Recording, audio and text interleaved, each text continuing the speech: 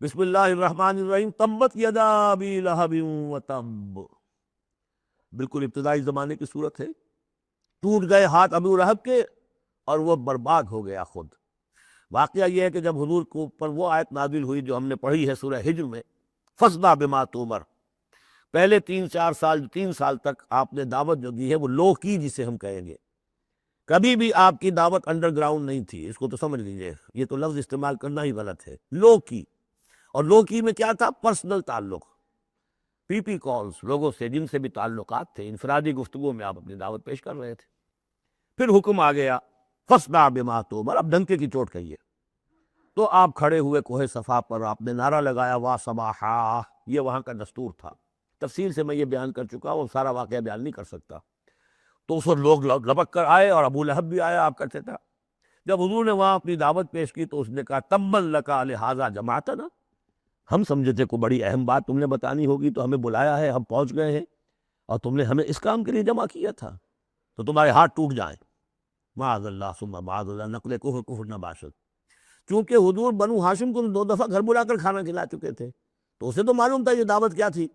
لیکن یہ جو طریقہ آپ نے اختیار کیا تھا وہ تھا جیسا کہ وہاں پر عام الارم کے طور پر ہوتا تھا کہ کوئی فوج کی خبر آئے، کوئی فوج حملہ آور ہونے والی ہے، تو جس شخص کے پاس بھی وہ خبر پہنچ جاتی تھی وہ کپڑے اتار کے مادر ذات برہنہ ہو کر کسی اونچے مقام پر کھڑا ہو کر نعرہ مارتا تھا وا صباحا، ہائے وہ صبح جو آنے والی ہے، غارت گری والی صبح۔ تب لوگ سب دوڑتے تھے، جہاں تک آواز پہنچ گئی، جہاں تک نگاہ دیکھ رہی ہے کہ ننگا کھڑا ہوا ہے ایک آدمی اونچائی کے اوپر، دوڑتے تھے لوگ کہ کیا خبر ہے اس کے پاس۔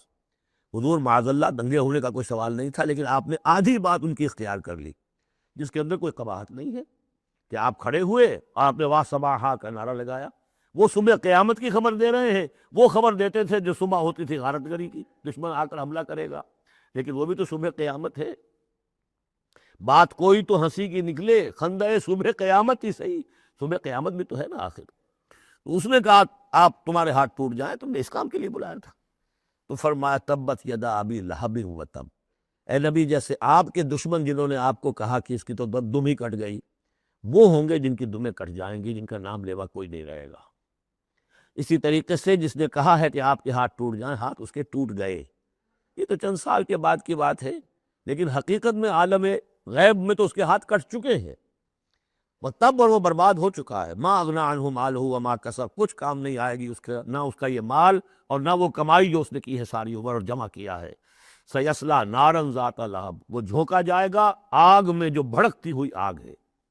اور لہب کا لفظ جو ہے اس کے اپنے نام میں بھی شامل تھا، یہ صنعت لفظی کہلائے گی، ابو لہب، کیونکہ وہ بہت ہی سرخ و سفید رنگت کا، بہت جیسے کہ انگارے جیسا اس کا رنگ تھا، اور آنکھیں بھی بڑی بڑی تھی، نہایت حسین و جمیل انسان تھا۔ اور اس کی بیوی بھی جمیل تھی، بہت ہی خوبصورت عورت تھی، اور یہ دونوں جو ہے یہ سمجھیے کہ بڑی ایلیٹ کلاس تھی اس معاشرے کی۔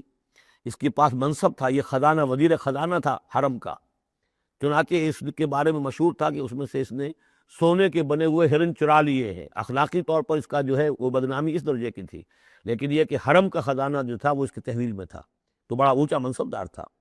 تو اس کے لیے یہ کہا کہ جیسے یہ دہتا ہوا انگارہ ہے، اس کو رنگ ہم نے دیا ہے، ایسی ہی دہتی ہوئی آگ میں ہم اس کو جھونکیں گے۔ وامرأتہ، اور اس کی بیوی کو بھی۔ کیوں؟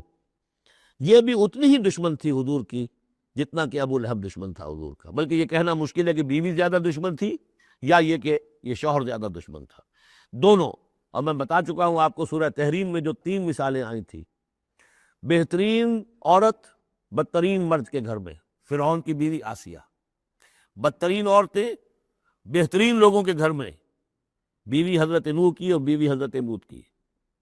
ایک وہ جو نیک سرشت تھی اور نبی کی گود میں پلی، وہ حضرت مریم سلام علیہا، اور یہ بدترین شوہر اور بدترین بیوی۔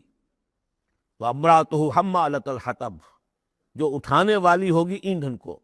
عام طور پر لوگ سمجھتے ہیں کہ وہ بخیل تھی، وہ ایندھن لے کے آیا کرتے تھی، یہ بات نہیں تھی، وہ بڑی اس معاشرے کی جو ہے وہ بڑی، جس کو آپ فرسٹ لیڈی کہتے ہیں، اس طرح کی خاتون تھی۔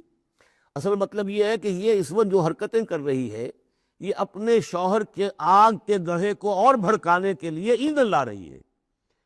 فی جیدہا حبل من مسد، اس کے گلے میں جو یہ ہار پڑا ہوا ہے موتیوں کا، حقیقت میں یہ اس رسی کے مانند ہے جس رسی کے اوپر یہ اب جائے گی آخرت کے اندر، تو وہ لا کر ایندھن اسے باندھ کر اور جہاں شوٹ جل رہا ہوگا وہاں پہ اس کو ڈالے گی اور دہکائے گی اس آگ کو.